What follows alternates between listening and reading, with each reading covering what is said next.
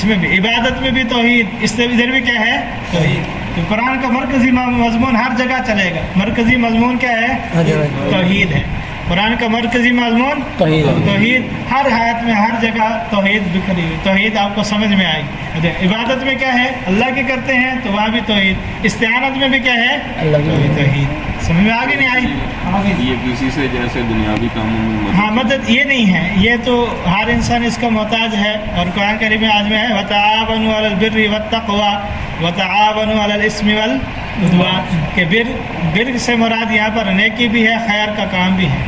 مفسرین نے فرمایا قرآن مجید میں جیسے ہے نا وَتَعَاوَنُوا 6 پارے میں سورہ مائدہ کی دوسری آیت ہے وَتَعَاوَنُوا عَلَى الْبِرِّ، ایک دوسرے کی کیا کرو مدد کرو، معاونت کرو۔ بر یہاں ہم بر کا معنی نیکی کر دیتے، نیکی نہیں ہے، ہر خیر کا کام، ہر خیر کا کام کیا ہے نیکی ہے۔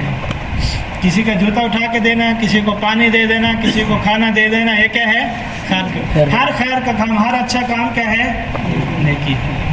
ہم دنیاوی اعتبار سے ہم کرتے ہیں تو یہ کیا ہے اس کی تو حکم ہے، یہ چیزیں اس میں داخل نہیں ہیں۔ باقی اسی محفوظ قرآن میں اس کی تشریح میں لکھا ہے استعانت میں، اس پہ اعتراض ہوتا ہے، آپ کے ذہن میں وہ اعتراض آ گیا کہ ہم دنیا کے اندر جو کام ایک دوسرے سے لیتے ہیں، ہم نے جوتے کے بنوانے کے لیے موچی کے کیا ہوتے ہیں محتاج، مدد تو لے رہے ہیں، مکان بنانے کے لیے مستری کے محتاج، ہر کام کے اندر ہم ایک دوسرے کے کیا ہیں محتاج ہیں۔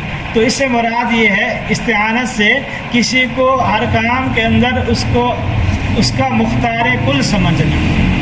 استعانت میں کیا ہوتا ہے مختار کل کے ہر کام وہی کر سکتا ہے، کسی نبی، کسی فرشتے، کسی ولی یا کسی بھی جن بھوت سب کسی سے ایسی مدد مانگنا کہ اس کو اس کام میں مختار کل سمجھنا کہ ہر وقت جب مانگوں گا جب کیا کرے گا میرا یہ کام سیدھا کر دے گا۔ تو یہ کیا ہوگا اصل میں یہ واسطہ تو ہے، کرنے والی ذات کون سی ہے اللہ نے سکھایا۔ یہ علم بلڈنگ بنا رہا ہے تو یہ علم اس نے کس کو دیا اللہ نے اس کو دیا ہے، واسطہ بننا ہے، حقیقت میں کیا ہے اللہ کرنے والی ذات ہے۔ اس کی مثال حضرت نے لی کہ جیسے دیکھیں بلب ہے، بلب یہ بلب ہے نا دیکھنے میں، اب دیکھنے میں روشنی دے رہا ہے، روشنی پھیلا رہا ہے، کیا روشنی بلب دے رہا ہے؟ بٹن بند کر دو، بلب کو رگڑتے رہو، روشنی دے گا؟ اب دیکھیں اس کی روشنی پیچھے ختم ہو گئی، کیوں؟ پاور نہیں آ رہی بٹن پہ پیچھے۔ اب بٹن کس کا محتاج ہے؟ پیچھے ٹرانسفارم کا، ٹرانسفارم کس کا؟ کھمبے کا، وہ کس کا؟ گریڈ کا۔ تو اصل کیا ہے پیچھے ایک پاور بیٹھی ہوئی ہے پیچھے گریڈ، وہ اس کو پاور دے رہی ہے کہ وہ چل رہا ہے۔ اگر وہ ایک کے لیے بند کر دے تو نہ پنکھا چلے گا، نہ لائٹ چلے گی، نہ کچھ۔ تو یہی مطلب ہے استعانت کا کہ یہ تو واسطہ ہے، یہ کیا ہے واسطہ ہے۔ کرنے والی ذات کون سی ہے اللہ کی ہے، وہ پاور، ایسی پاور نہ سمجھیں۔ یہ بات سمجھ میں آ گئی؟ اسی حضرت نے یہ مثال دی، اس میں معرفت قرآن میں پڑھیں گے تو یہ مثال دی ہے کہ جیسے بلب محتاج ہے نا پیچھے کرنٹ کا، تو ایسے ہی انسان ہر معاملات میں کیا ہے اللہ کی مدد اور نصرت کے کیا محتاج ہے، یہ مدد مانگنی۔ تو ہم تیری ہی عبادت کرتے ہیں اور تجھ سے ہی مدد چاہتے ہیں۔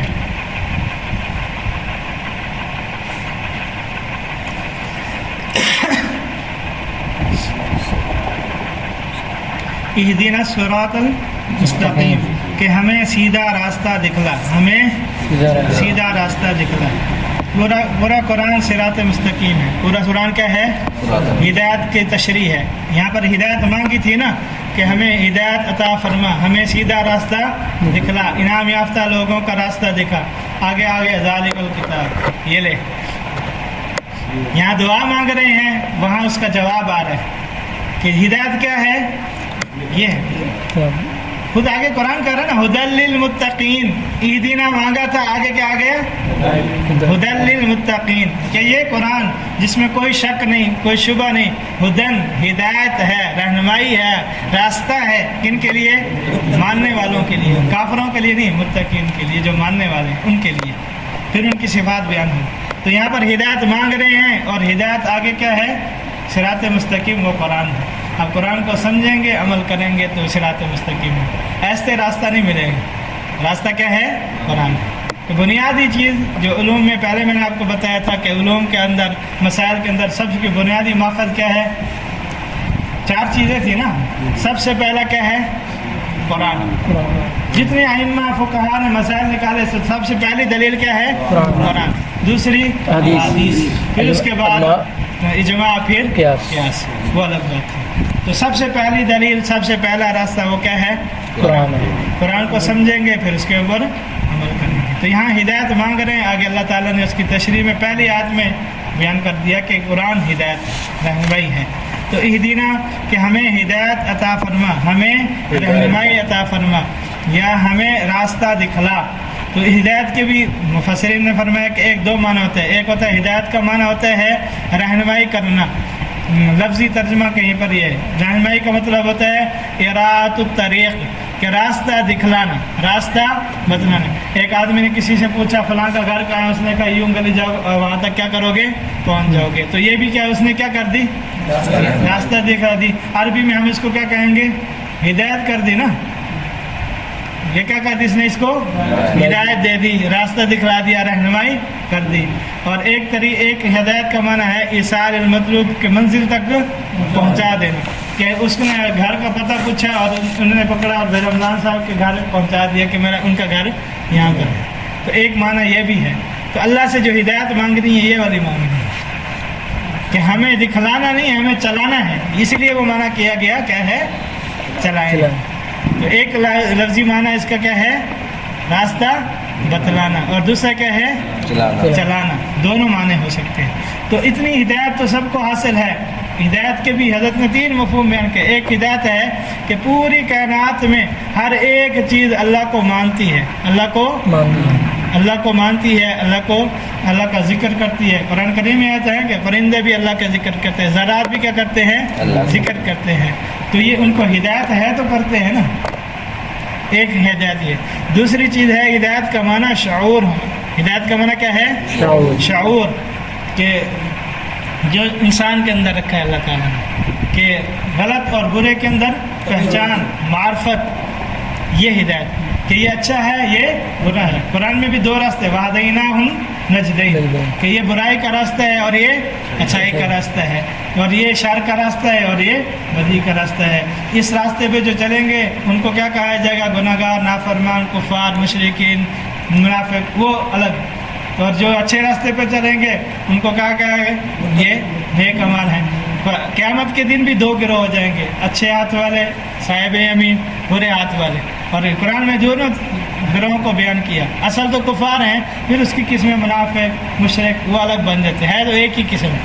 اور ادھر ایمان والے، مومن، مسلمان، 2 گروہ. پھر ادھر راستے بھی 2، ایمان کا راستہ، کفر کا راستہ.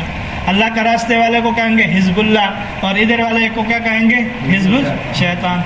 یہ قرآن کریم میں راستے دونوں گروہوں کے بار بار تذکرے آئیں گے آپ. تو یہ ہدایت کا ایک تو معنی یہ ہے کہ اللہ تعالیٰ نے ہر مخلوق کو اتنی ہدایت دی ہوئی ہے کہ اللہ کا ذکر کرتے ہیں. اور دوسرا ہدایت کا معنی شعور ہے، کہ اچھے برے کے اندر کیا کرنا؟ تمیز کرنا، اس کو کیا معرفت حاصل کرنا، اس سے کیا پر چلنا. یہ اختیار ہر انسان کو اللہ تعالیٰ نے دیا ہے. اللہ نے کسی کو اوپر مسلط نہیں کر دیا. انسان کو پیدا کیا ہے، ہر ایک چیز کو سمجھایا ہے، ہدایت کے لیے پیغمبر بھی بھیجے، ہدایت کے لیے کتابیں بھی نازل کی، اور ہر ایک کے اندر اچھائی کا برائی کا مادہ بھی رکھ دیا. فَأَلْهَمَهَا فُجُورَهَا وَتَقْوَاهَا، کہ ہر ایک کے اندر کیا ہے؟ فجور کا مادہ بھی ہے، تقویٰ کا بھی ہے. وَعَدَيْنَاهُ النَّجْدَيْنِ، 2 راستے بھی الگ کر دیے، اور ہدایت کے لیے بھی. اور یہ بھی فرما دیا لا اکراہ فی الدین، دین کے اندر کوئی زبردستی نہیں ہے، ماننے کے اندر، فرما برداری میں کوئی زبردستی نہیں ہے، اختیار ہے. اب جو آدمی جس چیز کو اختیار کرے گا اس کی جزا اور سزا کو آئے گا.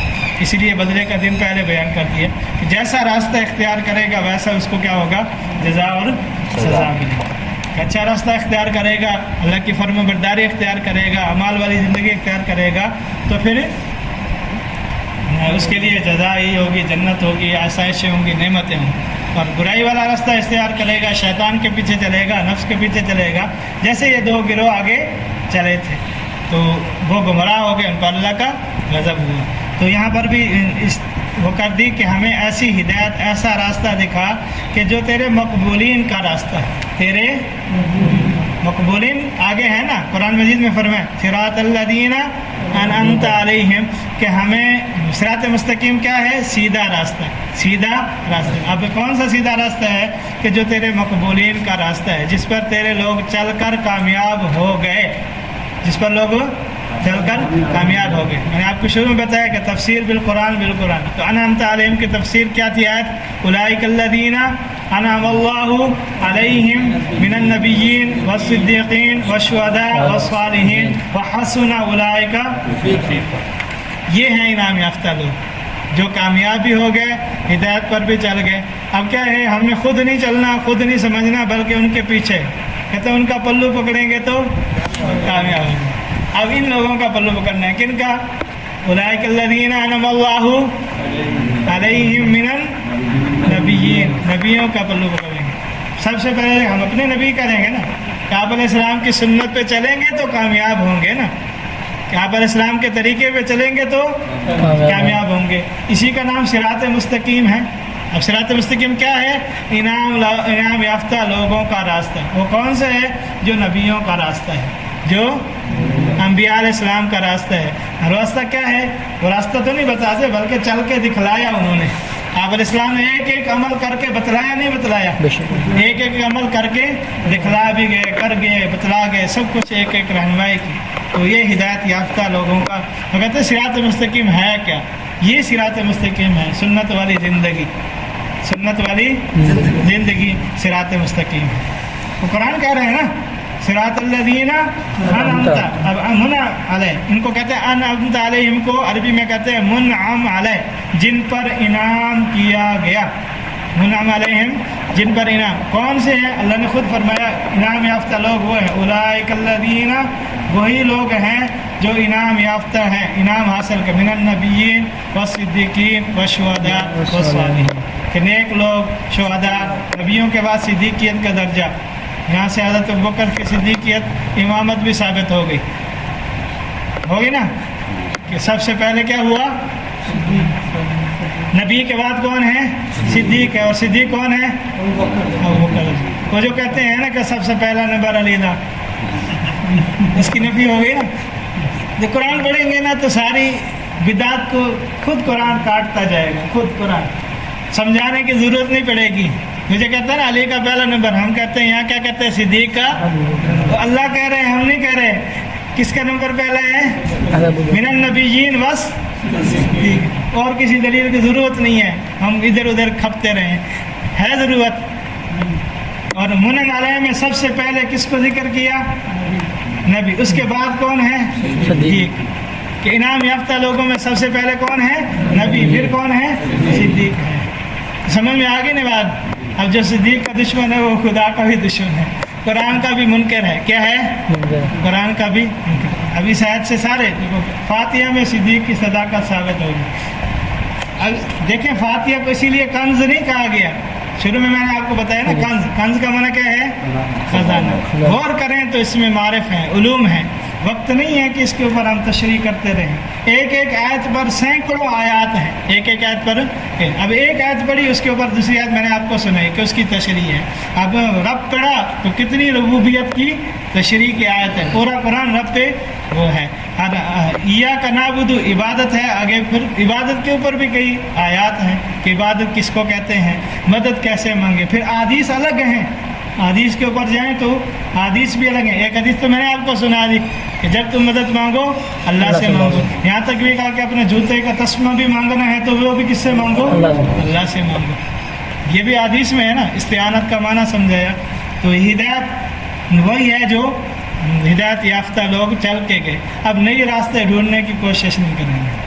اب جو چل کے گئے، بتلا کے گئے، بس نقل کرنی ہے ہم نے۔ جو چل گئے، بتلا گئے، دکھلا گئے کر کے، ان کے پیچھے چلیں گے تو کامیاب ہو جائیں گے۔ آپ علیہ السلام نے یہی فرمایا، میں اپنے بعد دو چیزیں تمہارے درمیان چھوڑ کر جا رہا ہوں، دو چیزیں تمہارے درمیان چھوڑ کر جا رہا ہوں، اس کو مضبوطی سے پکڑے رہو گے، کبھی گمراہ نہیں ہوگی، کبھی گمراہ نہیں۔ نمبر ایک کتاب اللہ، نمبر ایک کتاب اللہ، نمبر دو سنت رسول، کہ میں اپنی سنت، کہ میری سنت پہ چلتے رہو گے گمراہ نہیں ہوگے، قرآن پہ چلتے رہو گے گمراہ نہیں۔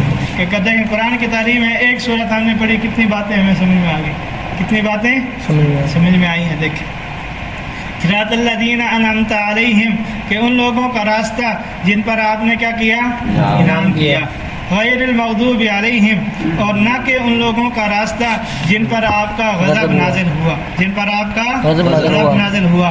ہدایت آدمی چھوڑتا ہے دو وجہ سے. ہدایت آدمی چھوڑتا ہے دو وجہ سے. ایک وجہ تو یہ ہے کہ اس کو علم بھی تھا، معرفت بھی تھی، تو علم کے باوجود ہدایت پہ نہ چلا، ہدایت پہ نہ چلے تو وہ غصے کا، عتاب کا زیادہ حقدار ہوتا ہے. غصے کا ایک آدمی کو پتہ بھی ہے، اس کو سمجھایا بھی ہے، علم بھی ہے، پھر بھی نہ کرے تو آدمی ملازم بھی ہو تو اس کو کہیں تجھے کرنے کے لیے یہ چیز کہی بھی تھی، پھر بھی تو نے کیوں نہیں کیا، تو وہ غصے کا کیا ہوتا ہے؟ زیادہ اس پہ غصہ آتا ہے. ایک آدمی جس کو پتہ ہی نہیں ہے، بچہ کوئی حرکت کر دیتا ہے، ہم کیا کہتے ہیں یار نہ سمجھ ہے، یہ کیا ہے؟ اس کو پتہ ہی نہیں ہے نا اس نے حرکت کی.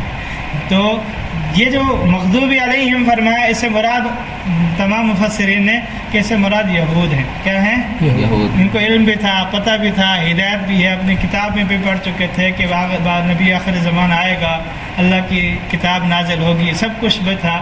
اس کے باوجود اپنی خواہشات نفسانیہ پہ چلے، شیطان کے پیچھے چلے، خواہشات نفسانیہ کے اندر چلے، تو اس لیے اس پر کیا ہے؟ اللہ کا غضب بھی نازل. ان پر کیا ہوا؟ اللہ کا غضب بھی نازل ہوا. کئی غرق بھی ہوئے، کئی قومیں غرق ہو گئی کہ جن کے پاس انبیاء آئے اور انہوں نے انبیاء کی رہنمائی کو نہیں جھٹلا دیا، نہ مانا. اللہ نے ان کو غرق بھی کیا، تباہ کیا، برباد بھی کیا.